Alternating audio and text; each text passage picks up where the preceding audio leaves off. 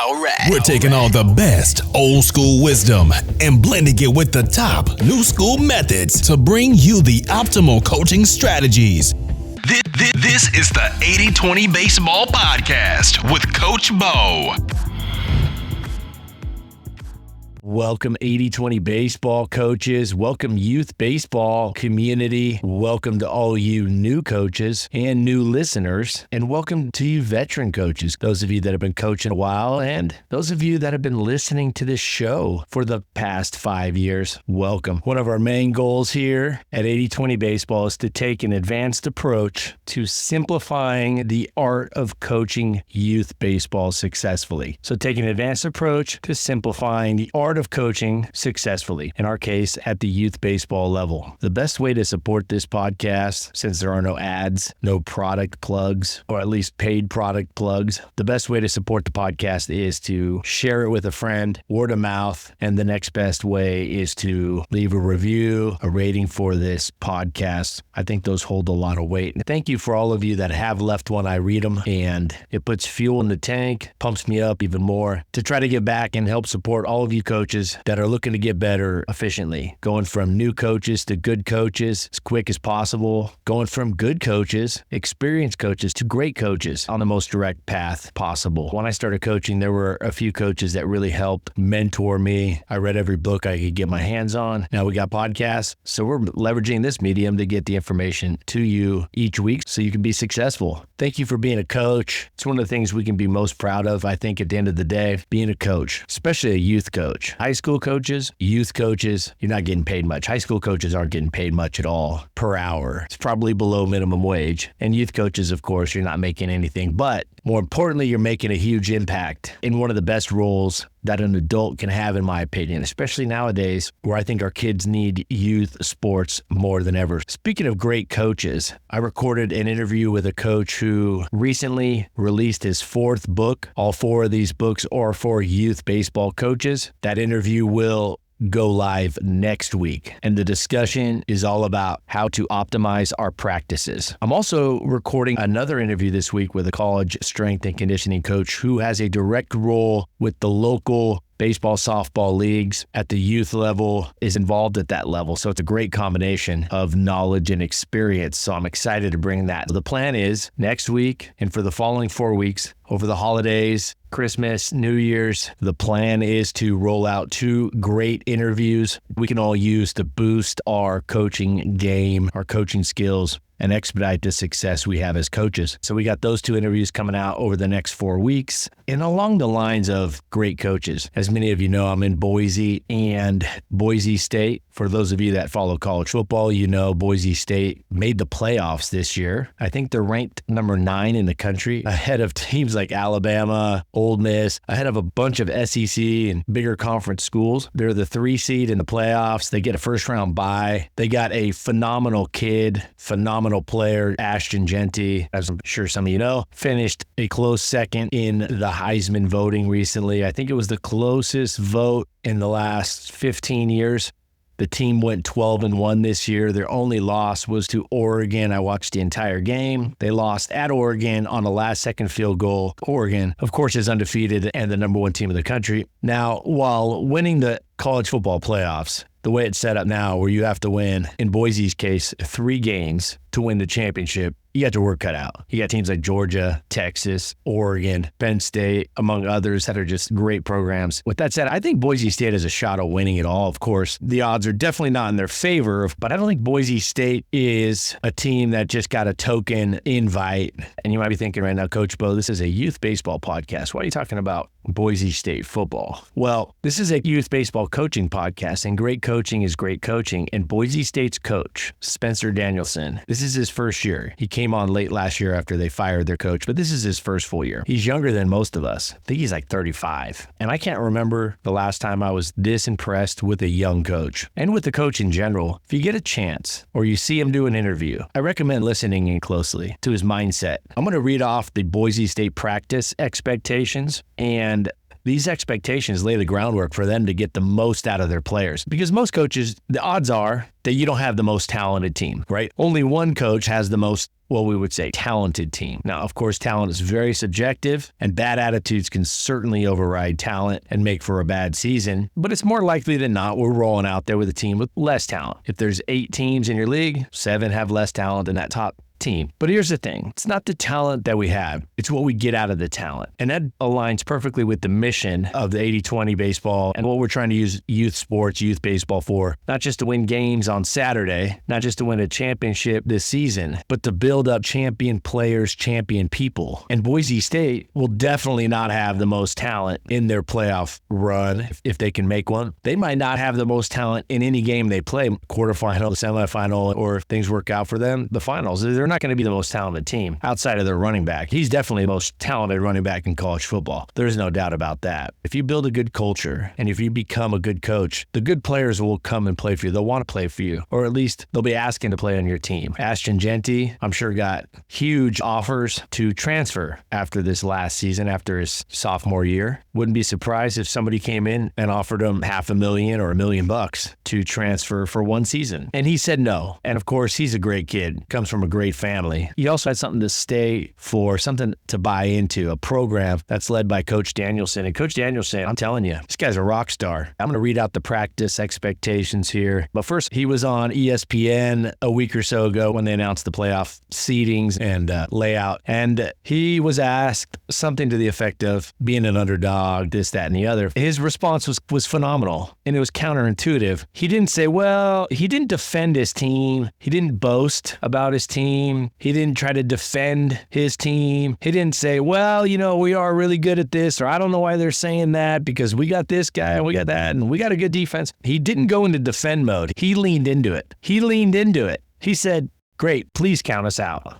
So on national TV, a 35-year-old coach running a pretty decent-sized college football program, when put on the spot on ESPN about his team being an underdog, maybe being counted out a little bit, he said, great, please count us out. He leaned right into it. This mindset is exactly the mindset we want to put into our players. So what we can also take from this as a coach, instead of trying to sell our team, sell how good we're going to be, or to defend our team when somebody says something about it, or when the perception is, oh, that team's, they're not that good, or they're overrated, or whatnot. A great attitude is, great, please count us out. Please count us out. In fact, there's some guys here in Boise that immediately made shirts that say, please count us out. And I think this is a good MO in life, right? I've been very fortunate to coach a lot of phenomenal players over the years, phenomenal kids. One of the players, just a phenomenal shortstop, great kid, great family, got a scholarship, Division I scholarship to Pepperdine University. This player, his name was Iran, and just a super fun player to coach, super fun kid to coach. And he was an infielder,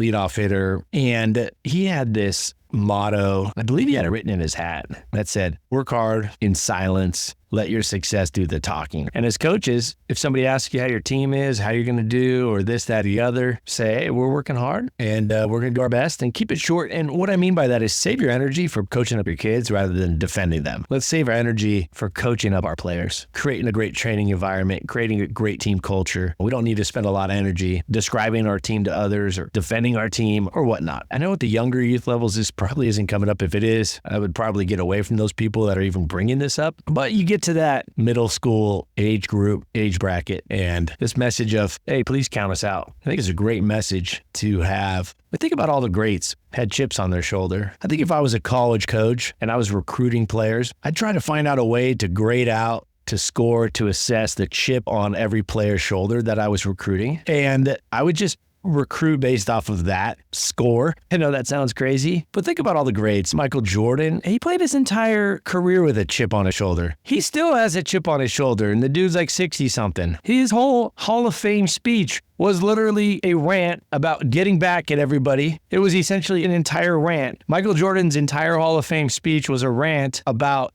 having a chip on his shoulder and getting back at everybody.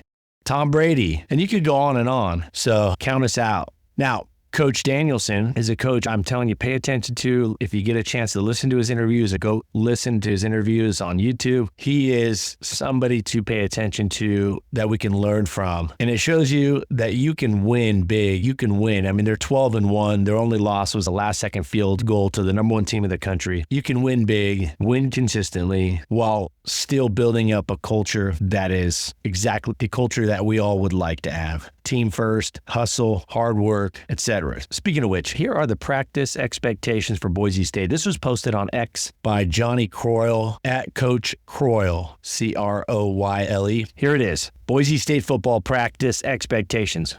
We have one speed when we play, and that is full speed. Attack mode. We will not allow anyone to take a play off anytime at practice or a game. We are always getting reps at practice, physical or mental. At no point do we tune out. We wear the exact gear that is required for practice, run on the field from drill to drill, and never walk during practice. That begins with stretching and continues to the last rep of practice. Bring uncommon focus to practice to understand the what, how, and why of reps. It's a physical classroom, quote unquote. We meet with purpose and we engage to be prepared to practice with elite effort. Get ready with a sense of urgency between meeting and practice. No one should have to wait on you because you did not plan ahead. We compete the entire time of practice, mostly with ourselves. Our teammates know we must make each other better through competition. Our coaches coach and never should be standing around. Are you ready for this one, everybody? Lazy coaches will not be tolerated. Pretty straightforward. Like it. All right, back to it. You will get coached. We will enjoy success when it's done right and point out corrections when it is done wrong. We always know the tempo in our practice. There is no excuse for this, and we will never put a teammate in harm's way by doing our own thing. Pissed off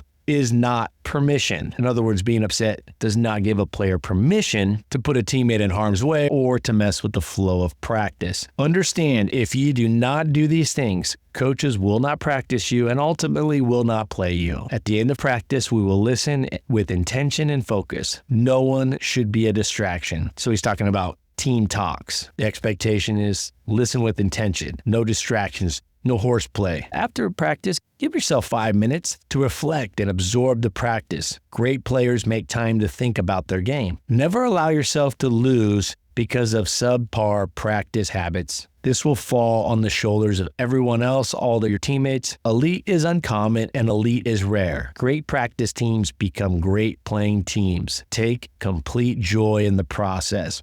There it is. Practice expectations, Boise State football. And I think we'd be hard-pressed to find a program that gets more out of their talent in the college football arena than Boise State, and that's been that way for a long time. And I think it might even be at another level now with Coach Danielson. So one speed at practice, full speed, always getting reps. Nobody should be waiting on another player because they weren't ready. Our coaches never stand around. Lazy coaching will not be tolerated. We know that our practice is going to be up-tempo. We run on the field from drill to drill, never walking around. That begins at stretching and goes to the last rep. Having standards laid out in writing, acknowledged by all the players and parents, is vital for coaches that want to have some concrete standards. You can put it in writing. You can put it in print. It can be tangible. Highly recommended. Here's the thing though. If you put it on paper, you better uphold it because now you've undermined yourself. Don't put it on paper if you don't plan on upholding it. And I mean the entire season for every player at every moment. So be careful what you put on there. Make sure you don't bite off more than you can chew. All right, so the next time your team is counted out, just lean into it. Don't justify your team. Don't defend it. Just say, cool, please count us out. This goes along the lines of Jocko Willink, default response to things when he says, good. Everything under the sun could go wrong. And Jocko Willink's response and what he recommends people say is, good. Didn't get that job?